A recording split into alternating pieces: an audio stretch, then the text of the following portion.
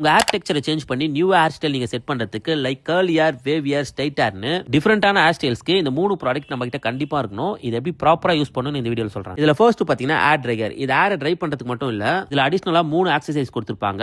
இதை யூஸ் பண்ணி பார்லர்ல ஒரு ஹேர் ஸ்டைலிஸ்ட் நம்ம ஹேரை வந்து ப்ளோ ட்ரை பண்றதுக்காக யூஸ் பண்ணுவாரு. பட் இந்த ப்ளோ ட்ரை நம்ம செல்ஃபா பண்றது ரொம்ப கஷ்டம். பட் இந்த எக்ஸசரிஸை யூஸ் பண்ணி உங்க ஹேரை வந்து சூப்பரா கர்ல் பண்ணிக்கலாம். உங்க ஹேர்ல சீரம் அப்ளை பண்ணிட்டு இந்த ட்ரையர் யூஸ் பண்ணி இந்த மாதிரி உங்க ஹேரை ரொட்டேட் பண்ணீங்கன்னா போதும், உங்க ஹேர் ஸ்டைல் வந்து கர்லியா சூப்பரா செட் ஆயிடும். செகண்ட் பாத்தீங்கன்னா ஹேர் வால்யூமைசர். ஹேர் ட்ரைல செல்ஃபா பண்ண முடியாத ப்ளோ ட்ரையை இந்த ஹேர் வால்யூமைசர்ல சூப்பரா பண்ணிக்கலாம். ஒரு சீப்பு மாதிரி தான், இதுல இருந்து ஹீட்டா காத்து வரும். பொண்ணுங்களா இதை யூஸ் பண்ணி 2 மினிட்ஸ்ல ஹேர் சூப்பரா செட் பண்ணிடலாம். ஜஸ்ட் இதை யூஸ் பண்ணி உங்க ஹேரை நீங்க நார்மலா கோம் பண்ணலாம், இல்ல இந்த மாதிரி ரொட்டேட் பண்ணி கோம் பண்ணலாம். ப்ளோ ட்ரை பண்ண மாதிரி உங்க ஹேர் சூப்பரா செட் ஆயிடும். ஃபைனலா இந்த ஹேர் ஸ்ட்ரைட்னர். இதுல நிறைய ஹீட் லெவல் கொடுத்திருப்பாங்க. இதை யூஸ் பண்ணி ஜஸ்ட் 2 மினிட்ஸ்ல என்னோட ரஃப்பான கர்லி ஹேரையே ஸ்ட்ரைட் பண்ணி இந்த மாதிரி சூப்பரா செட் பண்ண முடியும். இந்த ப்ராடக்ட்லாம் ரெகுலரா யூஸ் பண்ண ஹேர் ஃபால் ஆகுமான்னு கேட்டா, இது நான் 1 இயர்க்கு மேல ரெகுலரா யூஸ் பண்ணிட்டு இருக்கேன். பட் நீங்க எந்த ப்ராடக்ட் யூஸ் பண்ணாலும் ஹீட் ப்ரொடெக்டர் இல்ல ஹேர் சீரமாவது கண்டிப்பா யூஸ் பண்ணுங்க.